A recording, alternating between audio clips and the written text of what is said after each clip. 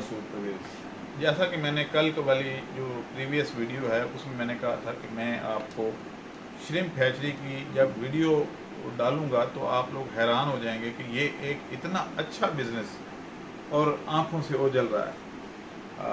शायद ये मेरे ज़िम्मे ही आना था कि मैं इसको आपके सामने पेश करूं, और सबसे पहला जो बायोफ्लॉक श्रिम्प फार्म है वो भी मेरे हिस्से में ही आना था कि मैंने बनवाया।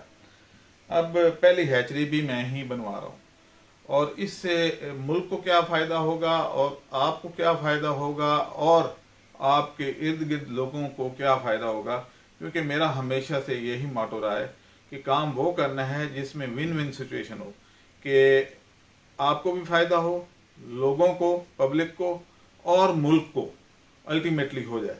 तो आज हम डिस्कस करेंगे फिजिबिलिटी ऑफ श्रिम्प हैचरी। अब एक जो फीमेल श्रिम्प है वो अंडे जो देती है वो है जी eggs. Eggs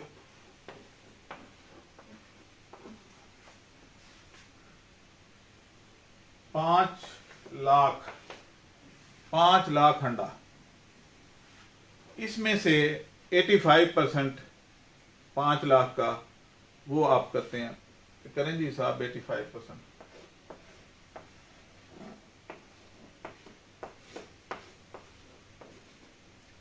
5 lakh into 85 divided by 100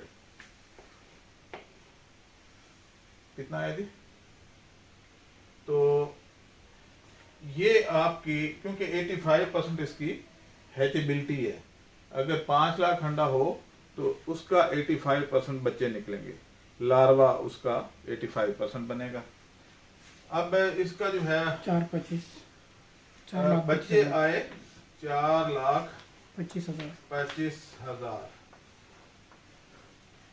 अब इस वक्त जो थाईलैंड हमें बच्चा दे रहा है वो हमें आके यहाँ पढ़ रहा है, वो कितने का पढ़ रहा है? वो 9 रुपये 75 पैसे का पड़ता है,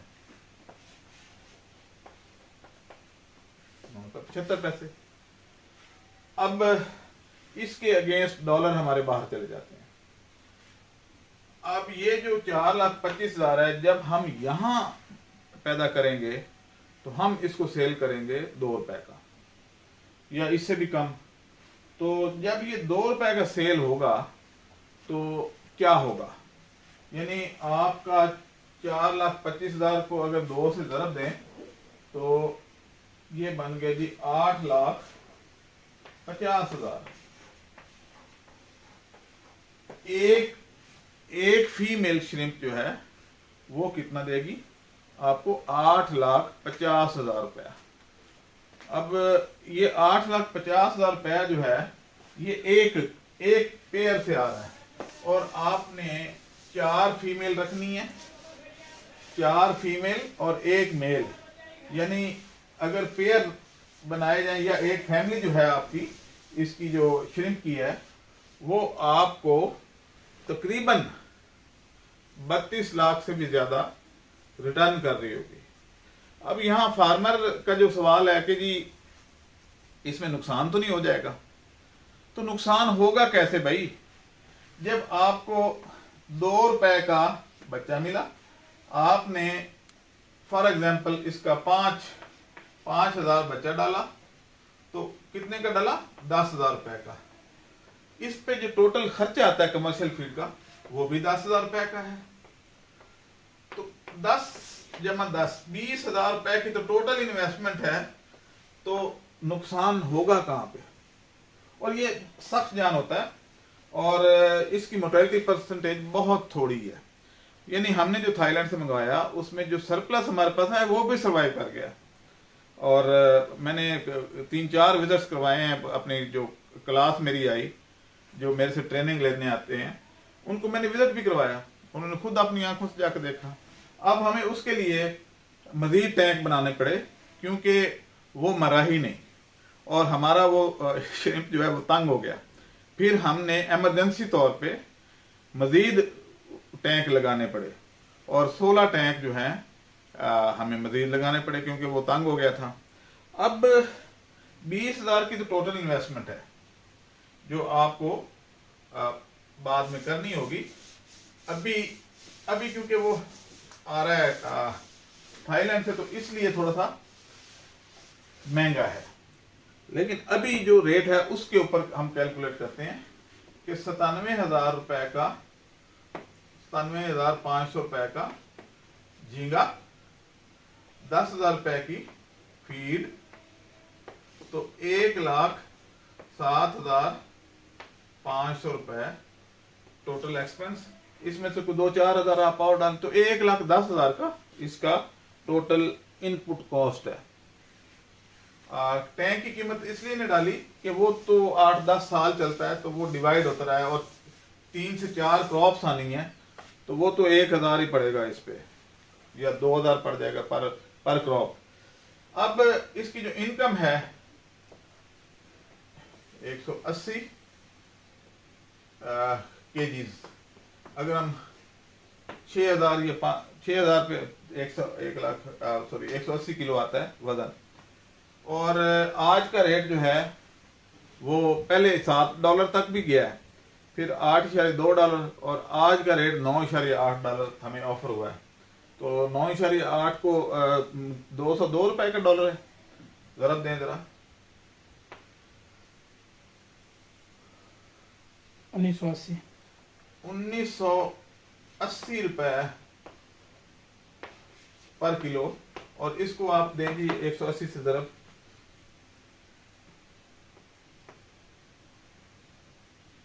3,56,400, 3,56,400, 3,56,400। इसमें से आप 1,10,000 निकाल भी दें तो ये 2,46,000 यानी 2.5 लाख रुपए एक क्रॉप से आपको रिटर्न करता है। और खर्चा कितना है? 1,10,000। ये उस वक्त है जब हम इसको इंपोर्ट कर रहे हैं थाईलैंड से। लेकिन अगर इसको हम करते हैं लोकली तो 20,000 खर्चा, 3,56,000 से 20,000 निकालते हैं, 3,56,000 मनफी 20,000,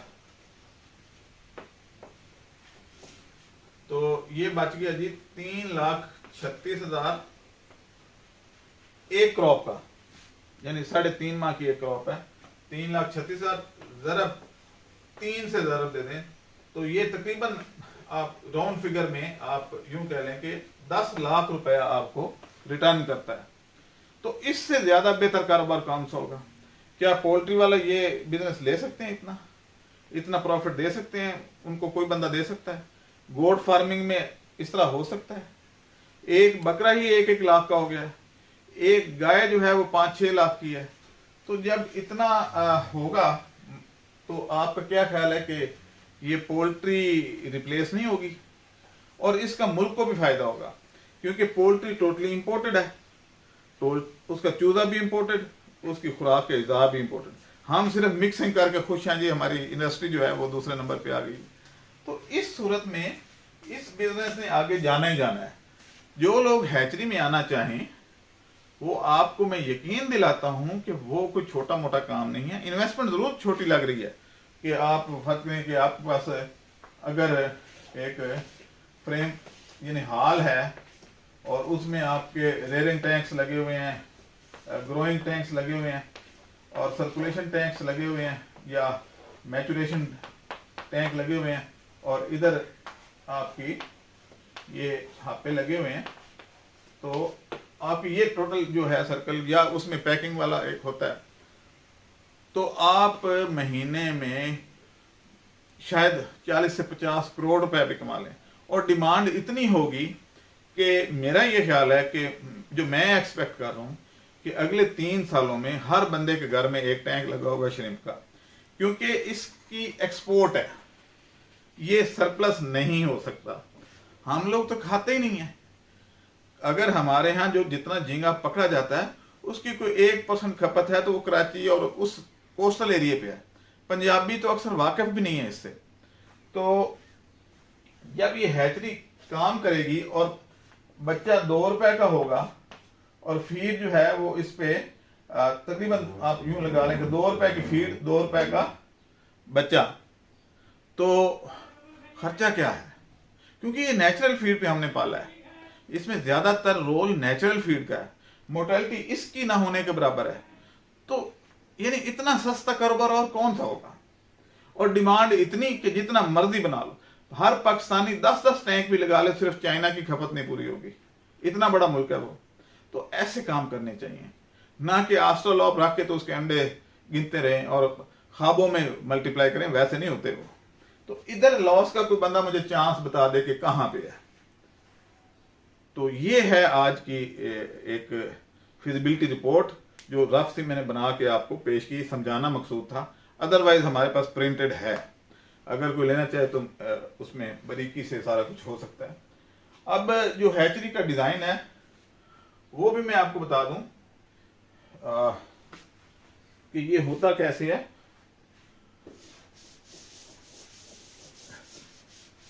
होता ये है कि आपने पहले या तो ब्रीडर ले लें या टैंकों में रेयर कर लें।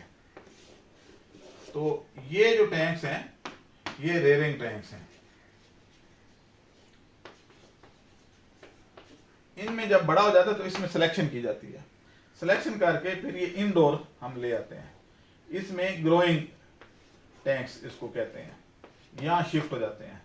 इसके बाद इनमें से इनको जब बिल्कुल अडल्ट हो जाते हैं, इनमें एग्स डेवलप हो जाते हैं, मेल जो है वो ब्रीडिंग के काबिल हो जाते हैं, तो सिलेक्ट किया जाता है। वो सिलेक्ट करने का तरीका भी आपको किसी वक्त बताएंगे। ये सिलेक्ट करके सर्कुलेशन टैंक में रखे जाते हैं छोटे, ताकि ये इजीली एक दूसरे के साथ कपल हो सकें। यहाँ पे ये एग्स हैं, इसके नीचे एक फिल्ट्रेशन लगी होती है और यहाँ से इसके जो अंडे हैं जब ये ले करता है तो वो नीचे आ जाते हैं। उसको वो एक बाकायदा एक मैकेनिज्म है, वो अगर अभी बताना शुरू कर दूंगा तो आपको समझ भी नहीं आएगी, इसकी वीडियो दिखाऊंगा आपको। यहां से ये लेके तो इनमें ये असल में ये हैचरी है, यहां पे इसको हैचिंग कराई जाती है और इसका जो है एक पाइप जो है दोबारा इसमें डाल दिया जाता है। इसमें से फिर उठा लिए जाते हैं आफ्टर एग लेइंग, इनमें से लोग उठा लेते हैं या एक अलहदा से बनाया होता है इसी तरह का, इसमें डाल देते हैं और इसमें पानी सर्कुलेट कर रहा होता है। और वो जब सर्कुलेशन हो रही होती है तो उसमें पानी की मिकदार बहुत कम कर दी जाती है और उसमें से सारे जो लार्वा हैं वो पकड़ के एक जगह पे डाल लिए जाते हैं बाल्टी में, और उसमें से चम्मच के हिसाब से, बड़ा चम्मच जो है वो अगर आप शॉपर में डालते हैं तो उसमें तकरीबन 1500 से 1800 बेबीज जाते हैं। फिर उसमें ऑक्सीजन इन कर दी जाती है, यानी ये शॉपर है तो इसमें ऑक्सीजन इन कर दी जाती है जिसमें लार्वा है। लेकिन याद रहे कि इस लार्वा में पानी वो डाला जाएगा जो ये रेयरिंग टैंक या सर्कुलेशन टैंक में था, जिसको हमने मेंटेन किया हुआ था। फिर इसको हम ऑक्सीजन फिल करते हैं और इसमें नोजलें लगी होती हैं कि जैसे हवा भरते हैं गाड़ी में, तो इस तरीके से वो फौरन फिल करके उसको ऊपर सील करते हैं और ड्राई आइस डाल के थर्मोपोर बॉक्स में इसको डिस्पैच कर दिया जाता है। ये एक डिस्पैचिंग मेथड है इसका। तो आज के लिए बस इतना ही, इजाजत दें, अल्लाह हाफिज। हमारे चैनल को सब्सक्राइब करें और साथ में बेल आइकन को भी दबा दें ताकि हमारी हर नई आने वाली वीडियो आप तक बआसानी पहुंच सके।